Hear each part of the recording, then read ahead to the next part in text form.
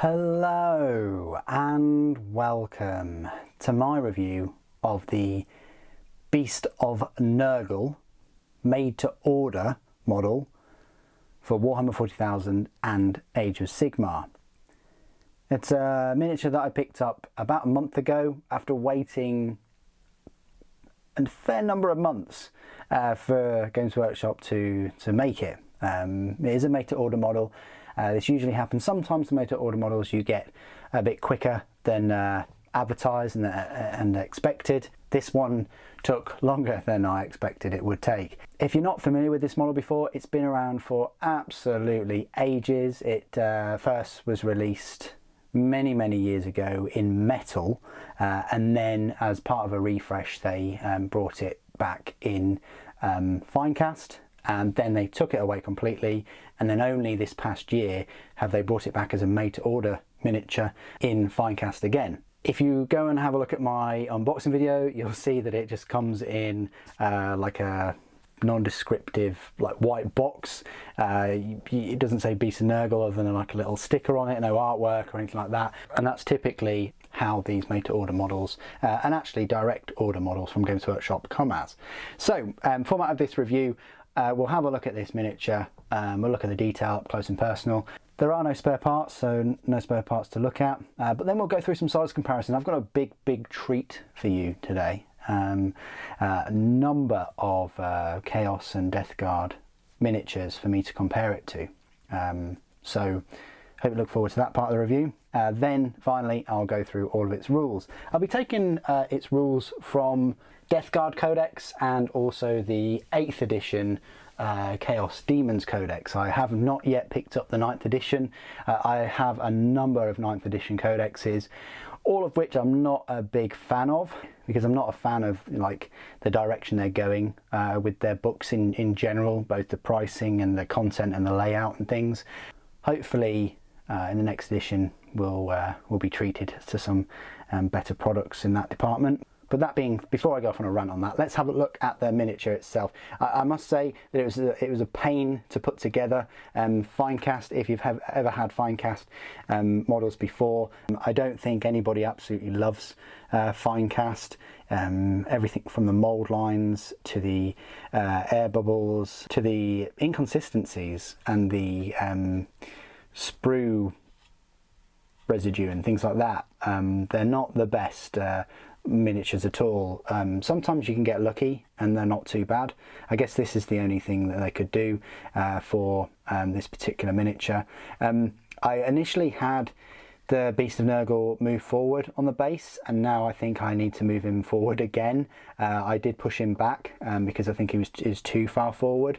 Yeah, it's tricky to get a nice point on this base for him, or should I say it. It's a horrific looking miniature. Obviously there are some details in these Nurgle-esque pipes and appendages, and this, you know, maw with this long like tentacle tongue. It really is horrific and gross looking. You've even got some lizard reptilian sort of scales and skin there. So that's the Beast of Nurgle. Not the best. You don't get any instructions as well for building this. You just get, you know, parts on a sprue and that's it. Like I say, you know, check out my unboxing for my initial impressions of this miniature. But nonetheless, it is a miniature that I you know, had my eyes on for a long time, but never picked it up. And when Death Guard had their re-release, and also Blight Kings, they brought out a Beast of Nurgle miniature, which leads us on to our comparisons. And what best comparison to start off with than the current Beast of Nurgle, which I think isn't really that scary. It's quite a fun looking creature. It's not as horrific as the older one. They're on the same size bases. This one just looks more menacing, more foreboding, whereas this one looks like a playful puppy, but with like some tentacle heads. Maybe it's because I'm comparing it to like some kind of Disney character. Little Mermaid, anyone maybe? The Beast of Nurgle has undoubtedly, I say, more detail and that complex tentacle head dress thing, and yeah, some disgusting features, and it's just big and bloated and everything Nurgle, whereas this looks like a, you know, someone squeezed out some Play-Doh and you know, made some tentacles and faces out of it. But you know, they couldn't be more different, these two Beasts of Nurgles.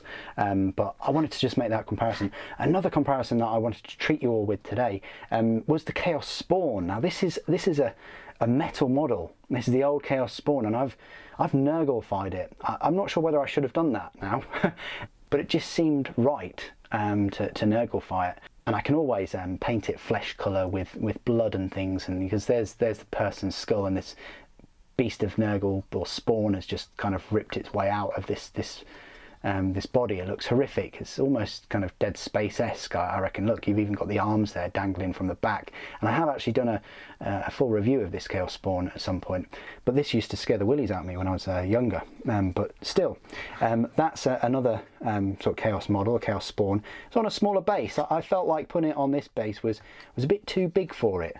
Yes, it overhangs a fair amount over there, but putting it on that base, it honestly, it just felt too big, so that's why I shrunk the base down for that. Another comparison is just with another Chaos Spawn. Now, as you can see, it's got the same size base as the metal one, so you know, I'm getting quite a few little creepy crawly Chaos Spawn creatures appearing now, which goes very well with all the Death Guard. Speaking of which, let's compare the size of the Beast of Nurgle with a Death Guard Plague Marine. So right there, and that's where it holds up. It's not the biggest miniature, but certainly you wouldn't want to get in a tussle with it if you were just a normal sized person, not a super soldier. We've also got a Lord of Contagion, which is a fair bit bigger. Again, I'm not sure whether Lord of Contagion could overpower one of these beasts, but we do have a Demon Prince, Nurgle Demon Prince there, with the really strange looking face and things. I need to rebend this sword. I don't think I ever did bend this sword, so that's the work in progress. We've also got a Rhino just hidden away here. Why not? Could it fit in a Rhino? Yeah, you could fit a couple of those in a Rhino if the rules allowed it, but I don't think they do. And that's all the size comparisons I wanted to make sort of with Nurgle models. If we just move these back and give you some comparisons with my other 40k miniatures, such as a normal Space Marine, a Slime Marbo and a Primaris, as you can see, like the Beast of Nurgle is, yeah, bigger and taller than a Space Marine. And even Primaris is, yeah, bigger and taller than a Primaris too. So there you go. And Slime Marbo is you know. Okay, this is my part of the review where I will go through all of its rules, and where better to start than in the Warhammer 40,000 9th edition Death Guard Codex. It seems pretty thin book in my hands at only 95 pages or so. But still, you'll find the rules for this particular creature in the Chaos Spawn section. They've done away with a Beast of Nurgle completely from the 9th edition Codex, which is, of course, a bit of a shame, but we did get some buffs in terms of the Myphitic Blight Haulers and Fetid Bloat Drones. So we could use this as a Chaos Spawn, in which case it's a fast attack. You can have between 1 and 5 of them. Its movement is 7 inches, weapon skill 4+, ballistic skill is nothing, strength and toughness are both 5, 4 wounds, 2 D3 attacks, leadership 9 and a save of 5+. If this unit contains 2 models, it has a power rating of 2. If this unit contains 3 models, it has a power rating of 3, 4, power rating of 4, 5, power rating of 5. Every model is equipped with hideous mutations. So they're a melee weapon, strength for the user, which is 5, AP -2, damage 2. Okay, not the best, but you know, it's still AP -2, 2 damage, and you can possibly get 12 attacks with it, so it's not too bad. The only downside is weapon skill 4+. So abilities, Contagions of Nurgle. Fearsome Aura. While an enemy unit is within 6 inches of this unit, subtract 1 from the leadership characteristic of models in that enemy unit. Mutated beyond reason.